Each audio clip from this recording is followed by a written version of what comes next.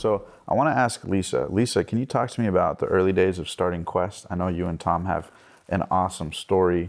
I think even last time Tom mentioned that you guys used to drive around Mulholland Drive in Beverly Hills and say, one day we'll live here, when you guys didn't have anything. And here we are today. Now you guys live here. Yeah. Can you talk to me about what those times were like? Yeah, I think, so we would drive around kind of pointing out houses that we liked. And at this point, we had just started Quest. So we had to give up every luxury. So we gave up one car, we shared a car. The car that we drove had a hole in the exhaust. So if you went over like 60 miles an hour, it started like, shaking. Yeah. But we used that as a bonding of like visualizing something together. Like, what are we working this hard for? And then it just, having to sacrifice actually put a lit a fire under my butt, because I went from being a housewife and he came along saying, we're going to start this protein bar company. If you don't mind helping out, that would be great, because they were still running the tech company during the day and we started making bars at night. So what year did you guys start Quest? We started conceptualizing in 2009, started selling in 2010.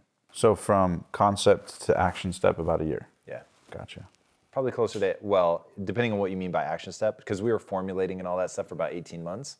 So yeah, it was probably about 18 months before we started selling. And real quick sidebar, but when you guys started Quest, how long was it from like, we should start a company called Quest, to like getting the trademark, making the bar? Was it weeks, months, days? Well, we were long in process of formulating the bar before we're like, all right, we really need a name now. So and this is like the classic entrepreneur trap. Like, I want to get my business card before I actually have a business. Right. You know what I mean? It's like, don't worry about all the cool shit. Like, go make a product that's rad.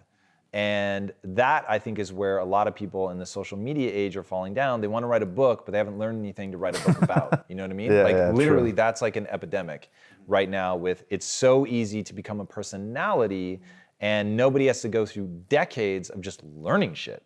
And so I think people would be far better off, like, what do you want to learn? What is that skill set that you want to have? Like, what do you want to do?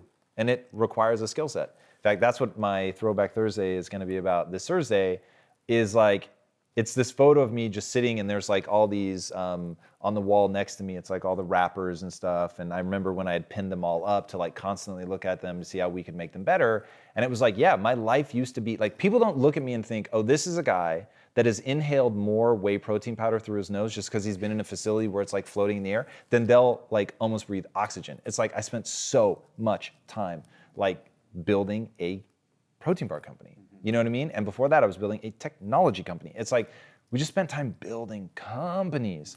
And then it's like, okay, now I do have something to offer. But taking the time to do that thing because I was passionate about it, like that's the juice. Yeah, that's the magic that made it real. So they were running their tech company during the day, and at night we were making bars by hand. So he kind of was like, well, if you don't mind, just ship out a couple of bars when we get some orders, and we were actually giving them away for free. That was part of the marketing plan when we first started. So he's like, if you don't mind, just do a few. So I went from 8 years of being a housewife with the mission of supporting my husband for us to build a big enough business that we could take the finances to make movies. That was actually the original plan. And so I was like, sure, I'll help out. What's a couple of boxes a day? And then so from that, in 2 years, I ended up, well, if I'm doing it from the floor, I may as well be the one that does it when we get the 10 orders. And well, if we're going to go to a garage and ship from a garage, I may as well do it because I've got the experience. And it kind of started from there. I had no prior experience. It wasn't like, okay, you're the right person for the job. I actually wasn't the right person for the job, but I just learned it because driving around Beverly Hills, looking at all these beautiful houses, it was a dream we had together. So if I have to pull my weight, I'm going to bloody pull my weight. And if I have to figure something out because it's like all of a sudden you need a forklift to lift pallets, then it's my responsibility to do it because we've both put our hand in a pile and said, this is what we're going to do as a team and this is going to be the goal. So I had to, for me, I felt like the pressure was on that I had to figure it out. I had to learn it. No excuses, just get it done. And within 2 years, when the company were about, $80 million? A little more, but yeah. So we went from zero, me literally on the living room floor, to $80 million in revenue.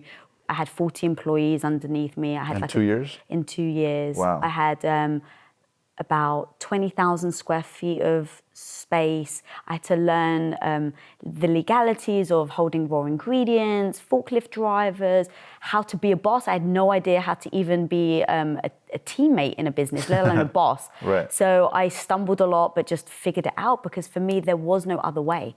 Quitting wasn't an option. Letting my husband down wasn't an option. We're in this as a team and I better step up, just like I expect him to step up. So if I have an expectation of him to do it, then I need to live by that as well. And if we really are going to get the house on Mulholland Drive, then we really need to figure out what we're going to do, how we do it, and go, all in. So that was kind of the start of me going from a housewife to being an entrepreneur. What were some of the biggest challenges you guys had early on? Because now people see it as this billion-dollar company. They know you guys' name is, they know you guys for doing what you're doing now with Impact Theory and then your show, Lisa. But talk to me about some of the early times together. I mean, did that put a strain on the relationship? I know you said you were inhaling whey protein, spending long hours, you're shipping, learning all this stuff. I mean, how did you guys manage a relationship and not sort of fall apart? What were things that kept you guys together? Well, I'll tell one story. So even right from the beginning, it was like, okay, well, you're the president of the company and I run the fulfillment. So just by title definition, he's my boss. And even though we're both all in, we put our house up on the line and stuff, it's like it had to be very clear. This is your role and this is my role. And when I transitioned from running our shipping department to running our media department, or actually starting our media department, I had no qualifications. Again, I had a degree, but it didn't mean I was qualified to build a studio, let alone like run it. Right. And so I turned to him one day and I just said, look, if at any point I'm not the right person for the job, or if at any point I fail and I'm just doing a terrible job and you need to either hire above me or demote me, I give you permission to do that. And his response was amazing.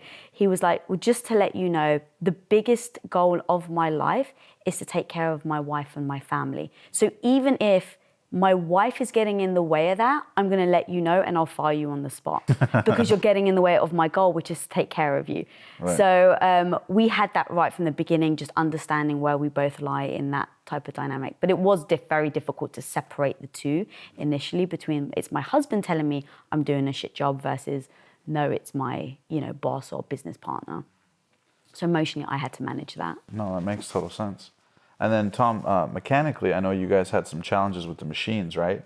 You guys tried this machine and that machine up until the point where you guys had to manufacture your own machines to deal with the bars. Were there any other challenges that you guys faced in building Quest or things like that? Yeah, I mean, the list goes on and on. So the biggest were certainly just the technical challenges of trying to make the bar, and everybody said it couldn't be made. And people don't say that and then there not be some real difficulty. So yeah, that was really hard, and I'll give all the credit. One of my partners was an Iowa farm boy, literally.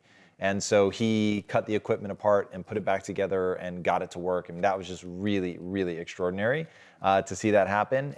But scaling in and of itself is dangerous as the day is long. So trying to keep up with that, to manage cash flow, to manage the real estate, which is a big part of it, like to have enough space to move this equipment in. So we were constantly moving, constantly having to upgrade, get more facilities, sign more leases, like bank on the growth, which is always risky. Hire more people, yeah. Oh yeah, there was a time where we could not hire people fast enough. It was just banana.